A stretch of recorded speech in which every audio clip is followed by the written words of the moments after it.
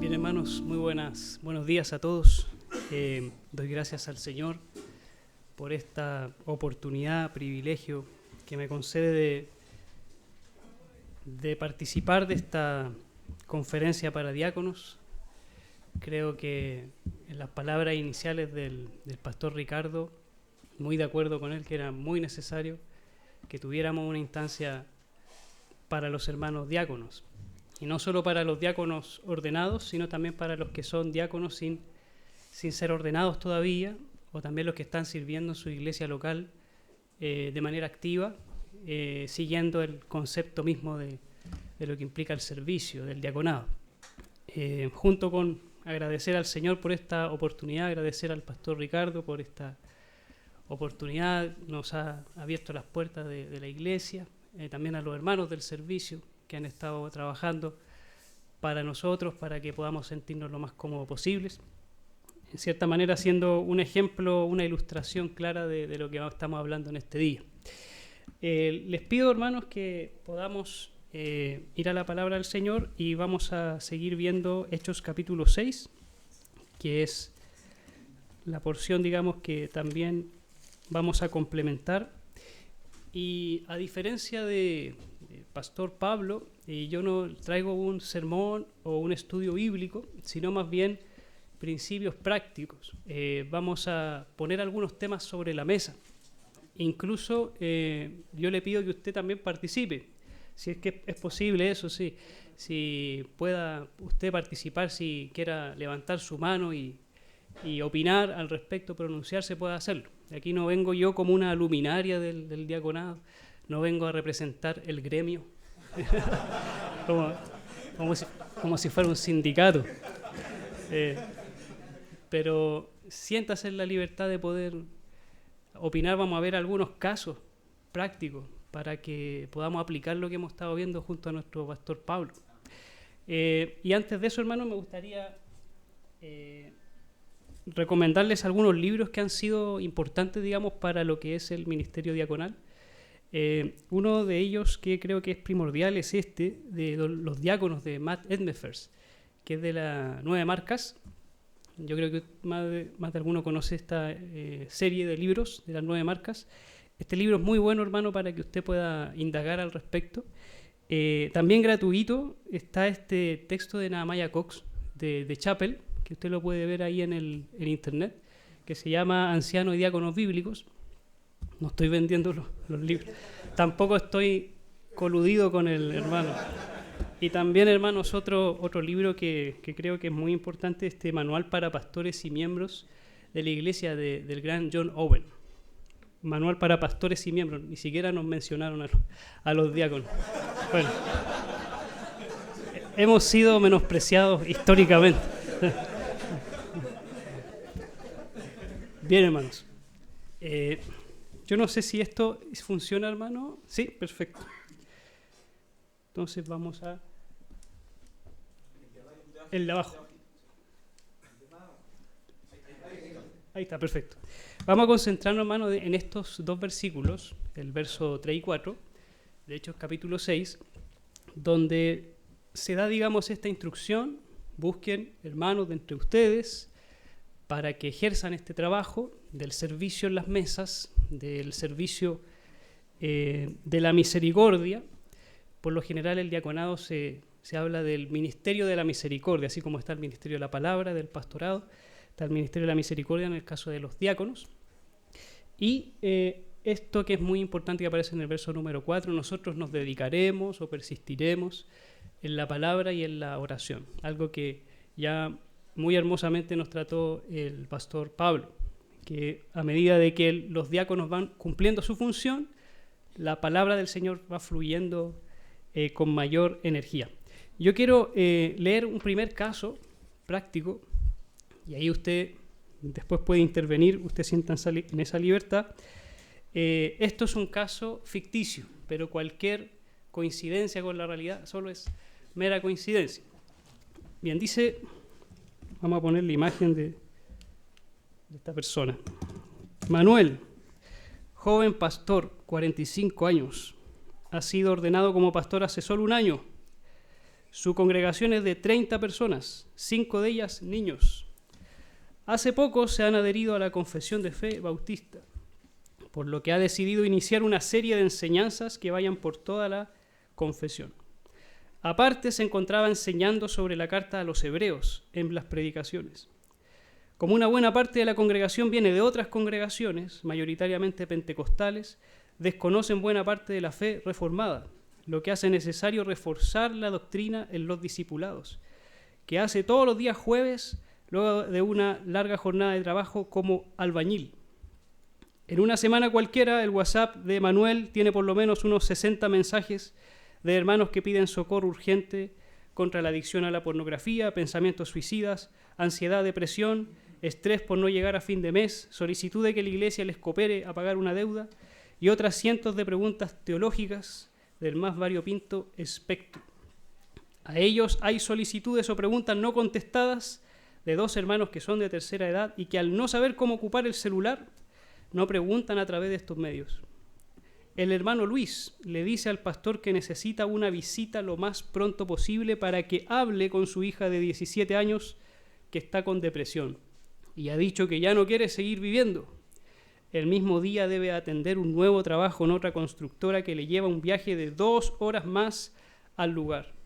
Esto se topa con el cumpleaños de uno de los hijos de Manuel, para el que no ha comprado ni los globos. Todo lleva a que Manuel se sienta bastante mal en su trabajo, pida ir al doctor y le da una licencia por unos días, dado que posiblemente le han salido úlceras. Llega a casa con la intención de descansar cuando se entera por su celular que la hija del hermano Luis tomó la decisión de quitarse la vida. Y en su carta dejó una nota donde decía: me ha abandonado todo el mundo, inclusive la iglesia. La hermana de tercera edad había tratado de comunicarse, pasando 2 días sin poder comer debido a una gran estrechez económica. Y el pequeño hijo de Manuel no pudo celebrar su ansiado cumpleaños. Hermanos, esto puede pasar. Y de hecho, muchas de las cosas que mencionamos la viven a diario nuestros pastores. Pastores de iglesias que están extenuados, están cansados, agotados y deben enfrentar una serie de situaciones que quizás desconocemos, que se las guardan. Entonces, la primera pregunta abierta que hacemos, hermanos, y es para la discusión, no solamente me responda a mí, sino para la discusión, es qué es lo que ha fallado en esta iglesia, que es una iglesia incipiente, una iglesia que está recién emergiendo, una iglesia que podríamos calificar inmadura, que recién lleva un año, pero qué es lo que ha pasado en esta congregación. ¿Quién le gustaría dar una primera intervención? ¿Mi hermano? Bueno, alcancé a escuchar también que un principio o algo bueno es que no hay diáconos, pero también consideraría que no hay un apoyo externo hacia el pastor que está solo. Algo bueno que puede existir en esta iglesia, o lo que también se permite el día de hoy, es que hay diferentes iglesias que tienen diferentes pastores que pueden pastorarse lo uno a lo otro y ayudarse en consejo o incluso de manera a nivel tiempo. Entonces creo que no veo que sea algo malo la intención del pastor de esta iglesia, pero creo que quizás está solo y en esa soledad necesita compañía, sea pastoral o sea tomar a uno de los miembros que está ahí y decirle: tienes que trabajar conmigo. Eso. Amén. ¿Quién más, hermanos? ¿Qué es lo que ha fallado en esta iglesia? Ahí decían que no habían diáconos. Ya, yo creo que esa es una respuesta automática que tenemos. Pero ¿qué más? ¿El resto de la iglesia tendrá alguna participación? ¿Hermano? Sí, justo iba a decir eso, porque estamos entendiendo de que él es hace un año pastor, usted dijo, ¿cierto? O sea que, claro, entonces es muy lógico que no haya diáconos, si recién están ordenando a su primer pastor.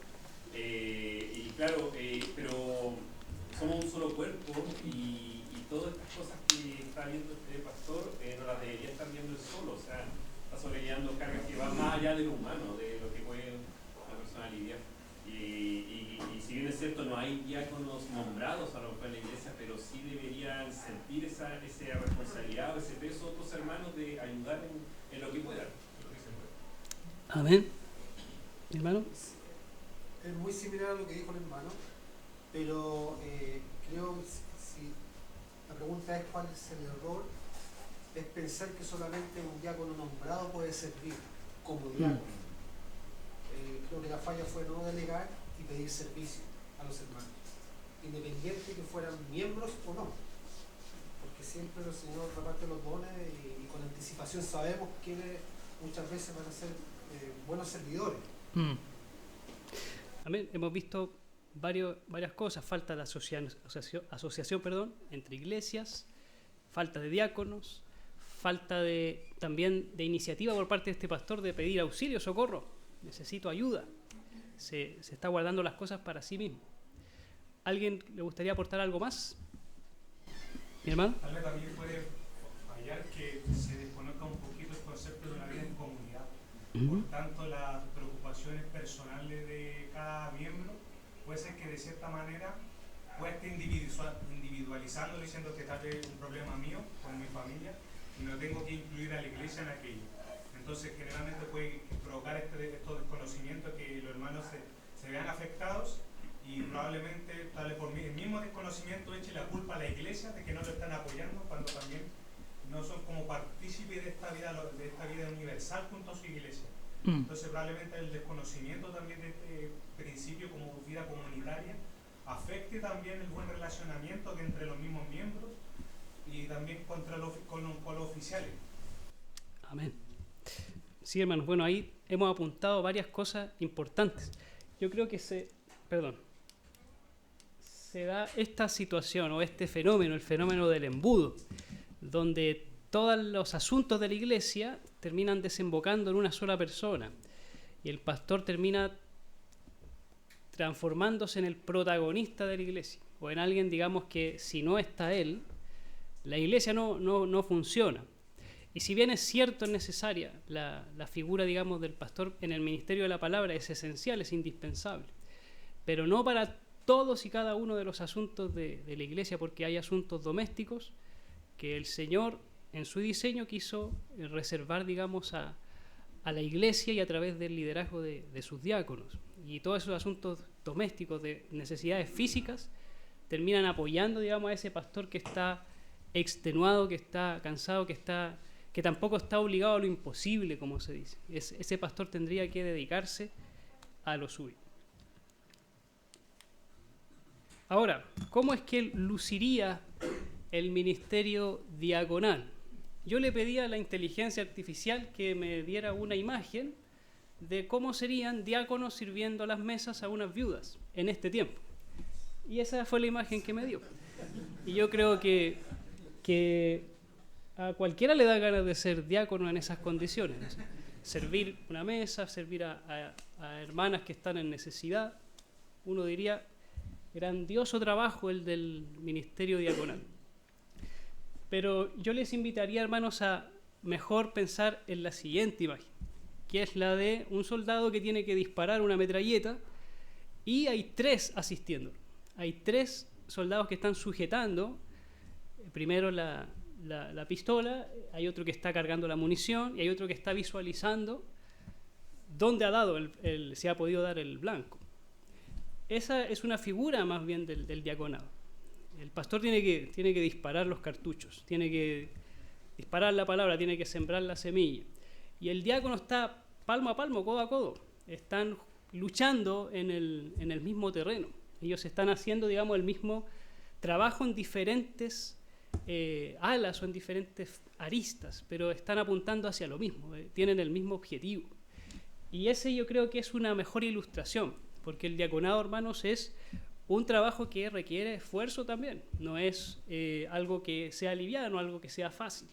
De hecho, el diácono en la iglesia, y me entenderán los hermanos diáconos también acá presentes, nosotros resolvemos cachos, nosotros resolvemos problemas. Es verdad, nosotros resolvemos una serie de asuntos que nadie le gustaría resolver. Y a todos nos llega, digamos, esos problemas, esas dificultades que la iglesia tiene, que son dificultades de carácter más bien físico, de necesidades físicas, y que nosotros tenemos que conducir. Y ese llamado es un llamado a estar en el lodo, a estar en el barro también. Bien, vamos a ver algunos grados de relación que hay entre el ministerio diaconal y el ministerio pastoral. Aquí hablamos de dos jurisdicciones, llamémosle. Una jurisdicción pastoral, la jurisdicción, digamos, del ministerio de la palabra, pero hay una jurisdicción también diaconal, que es del ministerio de la misericordia, de atender las necesidades físicas, de las necesidades domésticas de la congregación. Y ahí nosotros vemos que estas jurisdicciones están totalmente separadas una de otra, no se comunican, no hay ningún grado de relación. Y obviamente no es lo que nos plantea la palabra del Señor. Cuando habla de Filipenses 1:1, que la iglesia se compone de los santos, o sea, los miembros de la iglesia, pastores y diáconos. Están unidos, están juntos, digamos, ejerciendo esa obra, esa labor. Esta distancia nosotros la podemos ver en iglesias donde los diáconos se transforman en los empleadores de los pastores, donde incluso pueden tener tanto poder que pueden dictaminar, digamos, órdenes a los pastores, incluso decirles que su enseñanza no es la más correcta y pedir que la cambien. Total, ellos firman el cheque, ¿no es cierto?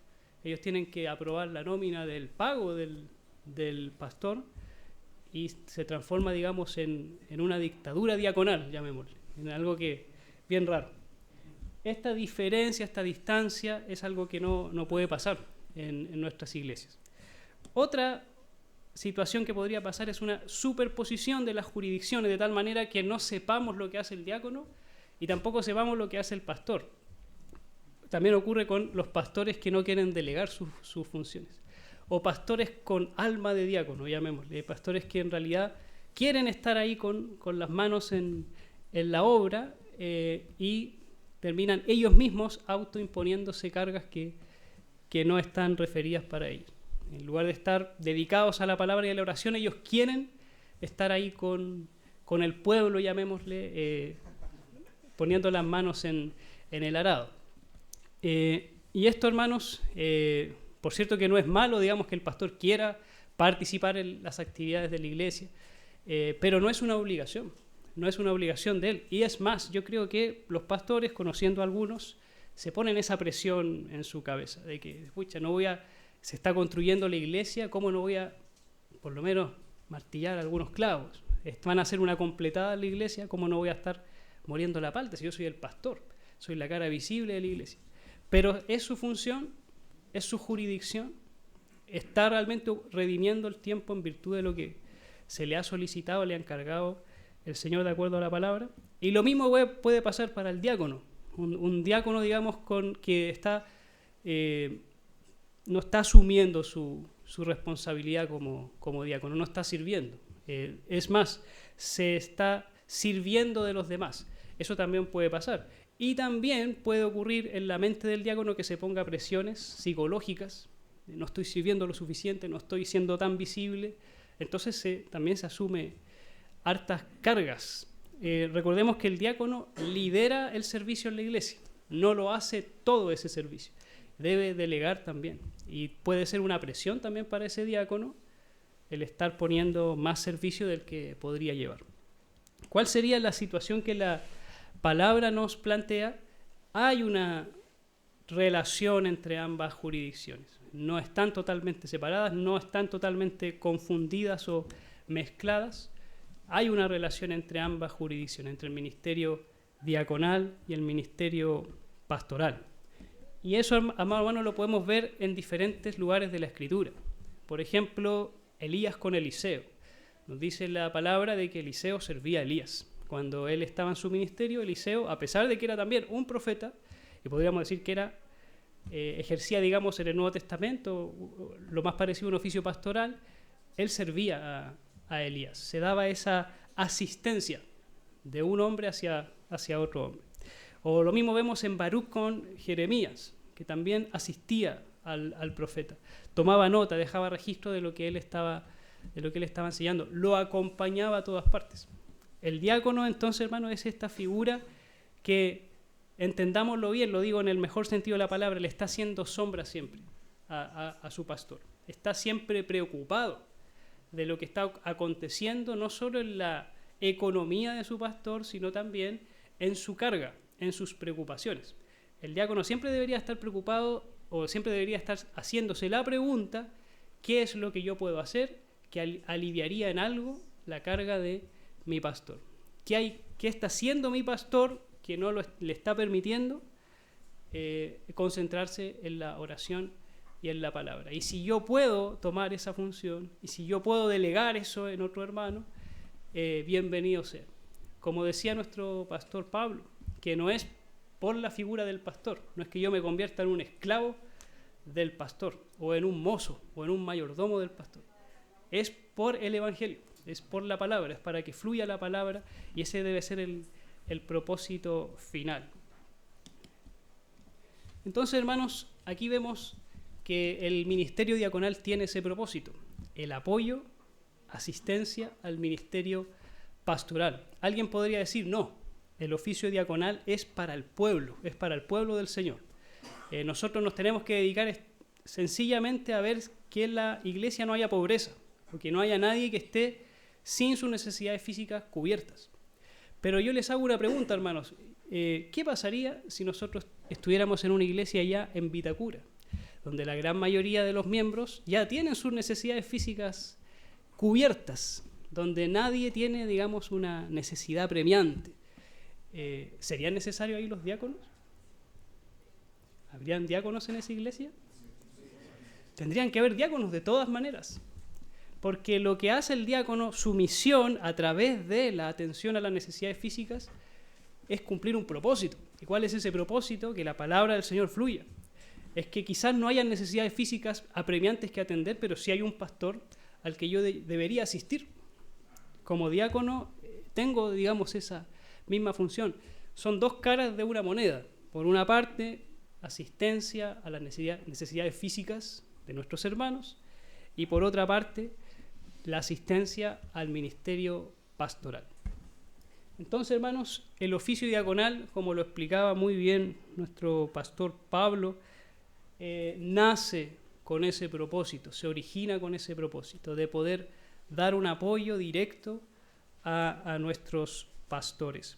Yo quisiera, hermanos, también nuevamente dejar la palabra para que, así como contamos una experiencia bien aterradora de algo ficticio, digamos, que ha ocurrido, digamos, con un pastor, usted también, si hay diáconos acá presentes, puedan complementar un poco esta idea de que nuestro oficio asiste al pastorado. ¿Qué podrían mencionar ustedes al respecto? ¿Cómo es que asistimos? ¿Cómo es que apoyamos a nuestro pastor en nuestra iglesia local? Con ejemplos concretos nada más. ¿Hermano? Sí. Bueno, yo pienso que lo principal es la relación con los pastores, o sea, conocerse, saber cuáles son sus necesidades, sus luchas, para que nosotros durante la semana, por ejemplo, podamos asistirle, no solamente el día domingo, porque el día domingo quizás uno pudiera ayudarle, no sé, en llevarle agua, si tiene calor ponerle ventilador, cosas así, que como usted decía, quizás son cotidianas, pero eso le va a permitir al pastor estar cómodo para que él no tenga preocupaciones y él pueda exponer bien la palabra, no solamente el día domingo, sino que en la semana quizás el pastor tiene tareas simples como, por ejemplo, imprimir el folleto para el domingo, o planificar algo que quizás yo pueda hacer, o pueda ayudarle, o pueda optimizar ese tiempo, o que él simplemente no lo haga y lo podamos delegar en alguien más. Pero si yo no conozco o no estoy en constante relación con mi pastor o con los pastores, no voy a tener ese conocimiento.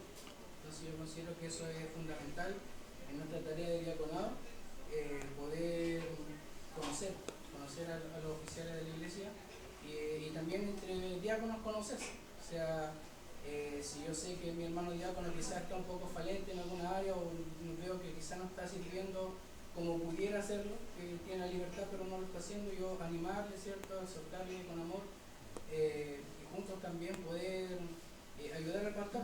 Y si la iglesia tiene quizás más de un diácono, quizás esos diáconos pudieran tener reuniones mensuales, por ejemplo, donde no necesariamente van a estar los pastores, pero sí van a estar ellos y buscando la mejor manera de cómo ellos pueden asistir mejor a su pastor y a su iglesia. Amén.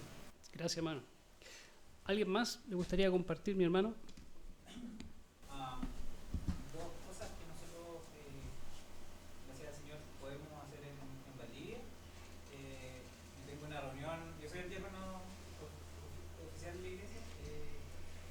una reunión al mes, una vez al mes con mi pastor Pablo, donde nos sentamos a compartir la mesa los dos y a dialogar sobre las cosas que han pasado durante ese mes y las cosas que también hay que hacer hacia el futuro.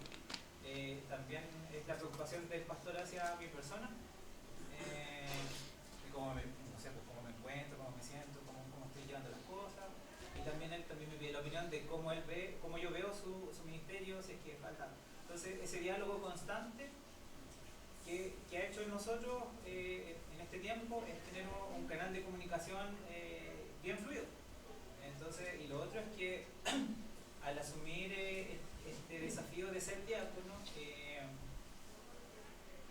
yo asumí un compromiso junto a mi esposa, junto a mis hijos, a mi familia, de estar disponible para el servicio de la iglesia. Eso quiere decir que yo no soy un diácono del día domingo, en ese sentido. Estoy disponible para la necesidad de la iglesia en todo momento. Y lo tengo que asumir junto a mi esposa porque si tu esposa no te acompaña en este desafío, muy bien no te va a ir. O sea, tiene que estar la esposa consciente del trabajo que tú vas a ejercer y tiene que estar feliz también con ese trabajo.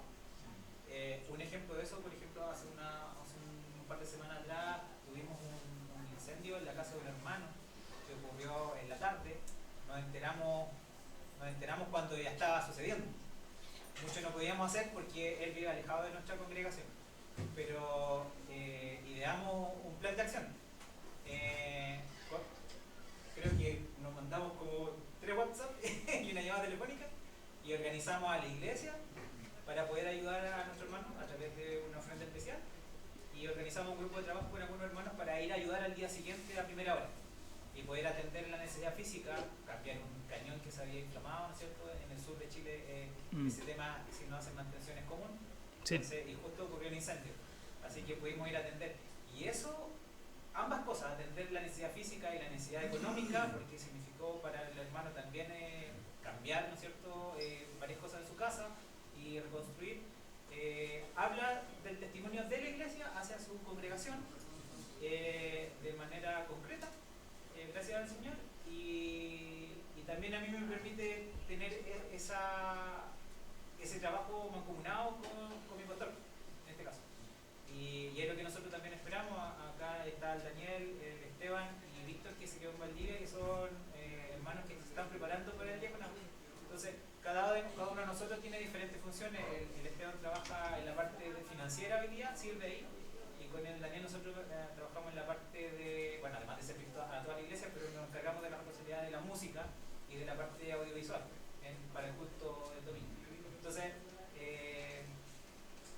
eso quiere decir en conjunto, o sea, para mí lo más importante es que tu familia sea un soporte y te apoye. Y si eso no existe, tu trabajo va a ser súper difícil.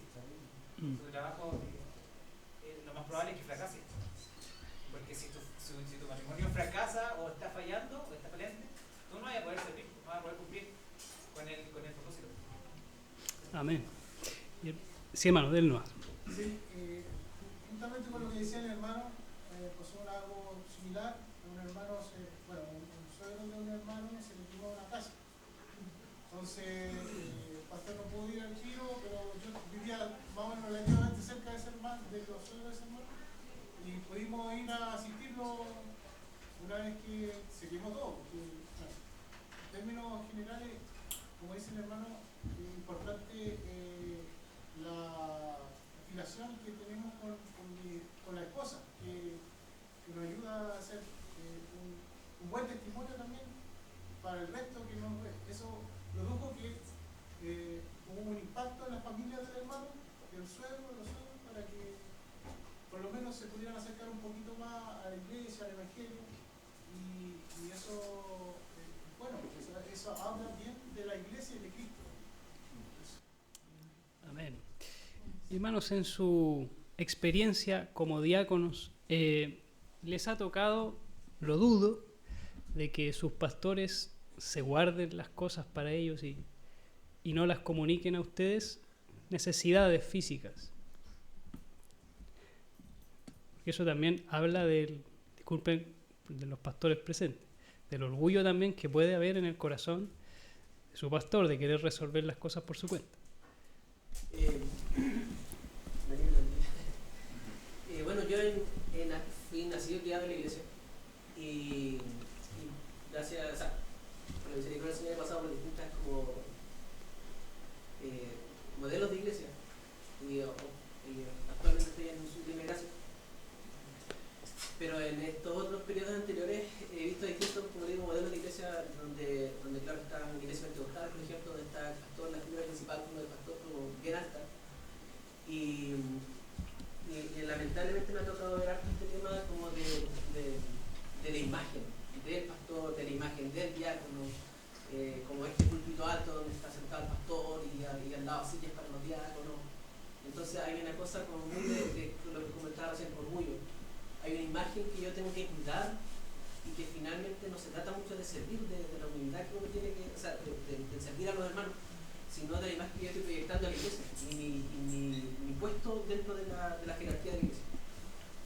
En ese aspecto, claro, a mí me tocó ver de cerca que mis papás fueron pastores en algún momento, me tocó ver de cerca que ellos, gran parte de las cosas que te comentaba al principio, claro, con la cabeza a dos manos tratando de ver de dónde sacaban recursos tanto para pagar las cosas, también para trabajar, porque la iglesia no podía sostenerlo.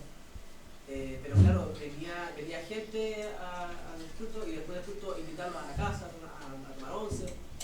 Y claro, en ningún momento el pastor decía, oiga, ¿sabes qué? Estoy hasta aquí puedo ofrecer, de ahí en adelante ya estoy cuidando a mi familia. No estaba en ese punto porque había una imagen que mostrar, pues no, yo soy pastor, a mí me va bien, estoy con el Señor me provee, cada cosa, pero claro, había muchas cosas que no llegaban a demostrarse, no por un tema de cuidar a los hermanos, sino por un tema de mantener una imagen. Sí, hermano, bueno, ¿qué podemos hacer nosotros para abrir también el corazón de nuestros pastores y que ellos sean honestos, sinceros, nos digan, ¿sabe qué? No llego a fin de mes, sabe que necesito ayuda, necesito pagar el colegio de mi hijo, porque el pastor también tiene familia, también, él no ha hecho un voto de pobreza, él no es jesuita, él no tiene que vivir en la peor condición posible para ser un mejor pastor. Se requiere, digamos, de esa acción que el diácono tiene al estar trabajando palmo a palmo y decir, pastor, ¿en qué podemos ayudarte, hermano? Creo que es fundamental ahí el hecho de no solamente, entiéndase bien la expresión, siempre hablo de una manera rara, así que pido disculpas, pero entiéndase lo que quiero explicar ahora. No es solamente conversar con el pastor un día cualquiera, o en cualquier momento, o incluso solamente en los cultos. Es muy bello escuchar lo que hace nuestro pastor Pablo con su diácono, de juntarse mes a mes, pero estoy seguro que no solamente esa única vez en el mes en la que se hablan o pueden conversar o se juntan. También es importante el cuidado que quiera dar el pastor hacia el mismo diácono. Por ejemplo, algo bien práctico pasó que yo antes de casarme estaba siendo diácono y mi pastor en ese momento me dijo, debes cuidar tu matrimonio. Y bueno, claramente casándome y todo, pero de igual manera me hizo saber por medio de la escritura que era bueno el tiempo no estadía de diaconado así como en un tiempo a volver, sino que déjalo porque necesitas cuidar primeramente tu matrimonio. Y eso me hacía mucha conexión con lo que mis hermanos han dicho respecto a que el matrimonio es fundamental y el apoyo de la esposa. Pero junto con eso también era lo que comentaba al principio, que en verdad necesito estar en comunicación con el pastor o pasar tiempo con él y no siempre preguntarle, pastor, ¿necesita algo? Sino como también irlo viendo, ir sabiendo cómo se conduce la vida del pastor. A veces igual es bueno preguntar porque quizás no necesita ayuda en eso, pero no queriendo ser orgulloso, sino porque en verdad no es su prioridad y tiene otra prioridad antes que esa necesidad que nosotros podemos ver. Entonces, amén, gracias, hermano. Bueno, hermanos, en este sentido, los diáconos también pastoreamos junto a nuestro pastor. Y quiero que se explique bien esto.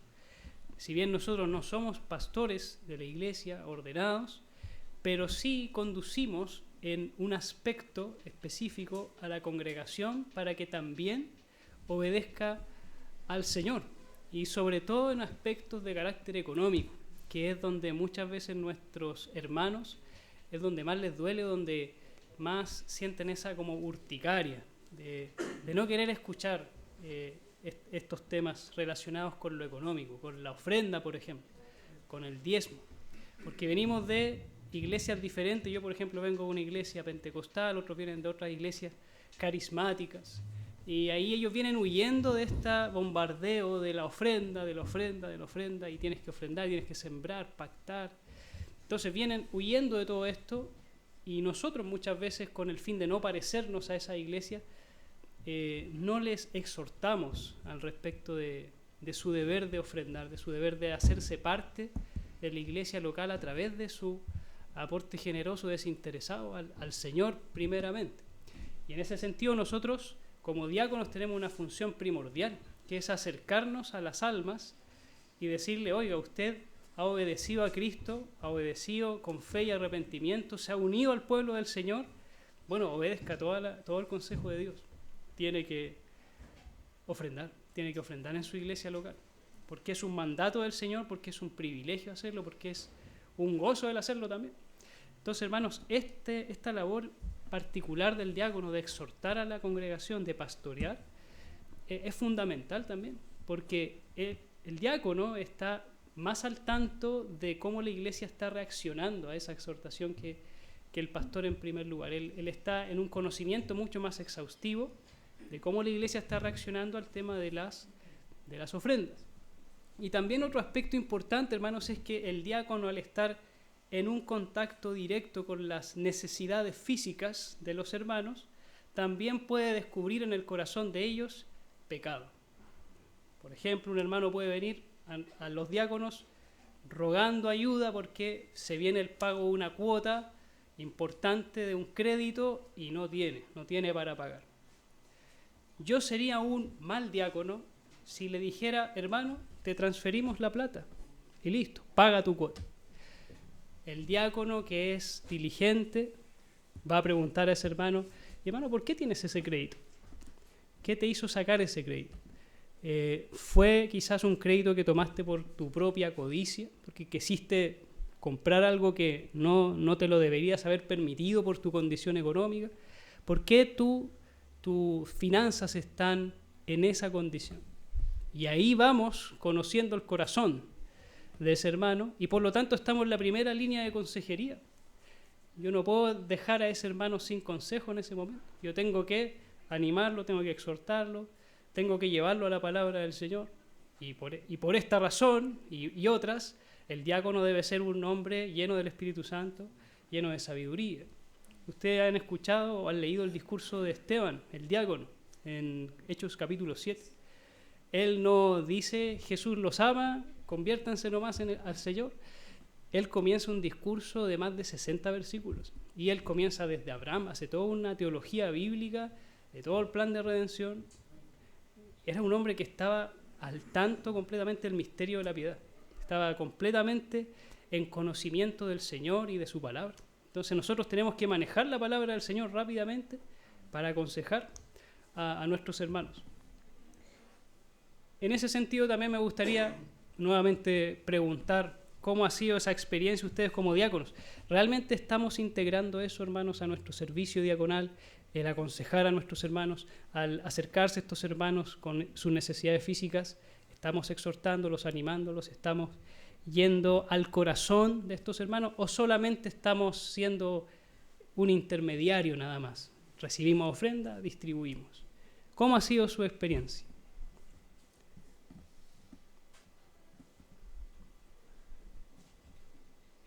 ¿Hermano? Un poco viendo la experiencia, no voy a contar mi experiencia, pero viendo la experiencia de que serví de diácono en una iglesia donde estaba antes, mucho tiempo, a veces era lo difícil decidir cuándo ayudar, y era por ese mismo motivo. Porque de pronto pasa eso que tenemos nosotros como pecadores, que siempre somos muy generosos con la plata ajena. Vamos a ser muy generosos con la plata de la iglesia, y a veces no de nuestro bolsillo. Entonces, es una de las preocupaciones tener esa sabiduría, cuándo ayudar, porque a veces la ayuda puede ser peor para esa persona.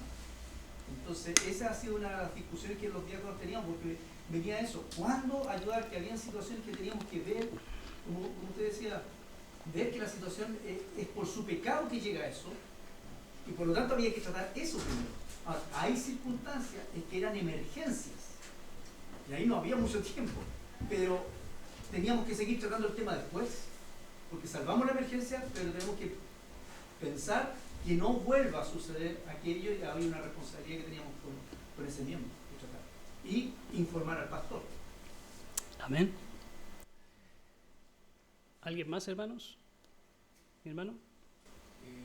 Bueno, primero, hermano, para llevar a cabo esta tarea, uno tiene que ser valiente, tiene que estar comprometido con la verdad. Porque todos los hermanos que estén sirviendo como diáconos, o estén perfilando por allá, tenemos nuestra primera lealtad no hacia los pastores, sino que hacia Cristo. Y a nosotros no nos debe tiritar la mano cuando nosotros veamos que un hermano está pecando de forma impenitente en este tema. Porque, claro, si un hermano, por ejemplo, está en adulterio y uno se da cuenta, claro, uno va allá, tiene que ir de forma rápida, tiene que ir de forma a atenderlo con urgencia. Y esto no es un pecado menor, no es un pecado menor que un hermano que incluso que pueda ser mayormente un hermano miembro, que está dentro de la iglesia, que nosotros le damos la mano en señal de compañerismo, y que esté fallando de forma sistemática en este tipo de pecados.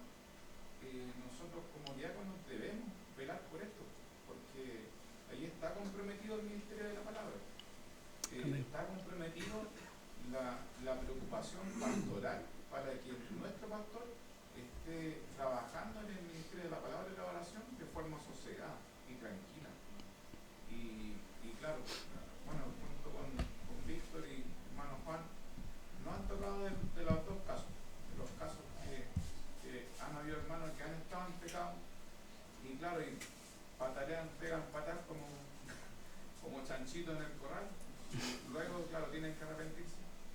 Pero hay hermanos que también, claro, tienen situaciones particulares, errores que cometieron en el momento, y también, hermano, bueno, necesito consejo, se le da el consejo, pero es una pega y, claro, como tú decías, son trabajos que nadie quiere hacer.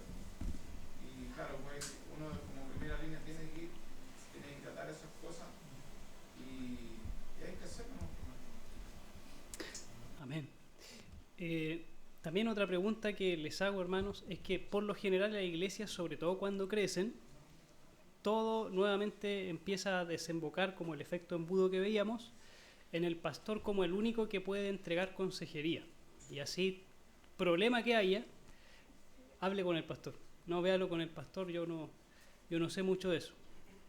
Nosotros como diáconos y también hermanos que están sirviendo en la iglesia nada más, como otro discípulo de Cristo que discipula a otro discípulo, también nosotros tenemos que ejercer esa labor de aconsejar, porque no todos los asuntos son tan delicados para pasar finalmente al pastor, de tal manera que el pastor se le pone una fila de hermanos, dicho en manera figurativa, de hermanos que necesitan consejería, y comienza, digamos, a extenderse el tiempo y comienzan a ocurrir después, se empiezan a destapar pecados que eran graves y que estaban ahí en la fila, que nadie había percatado, pero que pudo haberse resuelto de mejor manera anteriormente.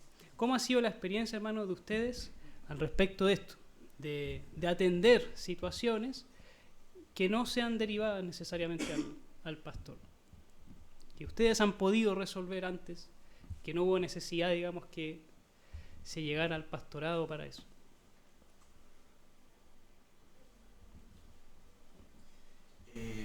Bueno, nosotros estas cosas las hemos conversado con nuestro pastor y diácono en general respecto a cómo nosotros podemos ir resolviendo de manera personal ciertos patrones de conducta que podrían derivar a pecados de ciertos hermanos, y eso indica de que, bueno, la palabra obviamente lo respalda, de que cuando nosotros tenemos un problema, ¿cierto?, con un hermano, la palabra nos insta que tenemos que ir directamente a esa persona y tratar de resolver ese problema, y no obviamente escalar todos los problemas nuevamente al pastor o a la iglesia.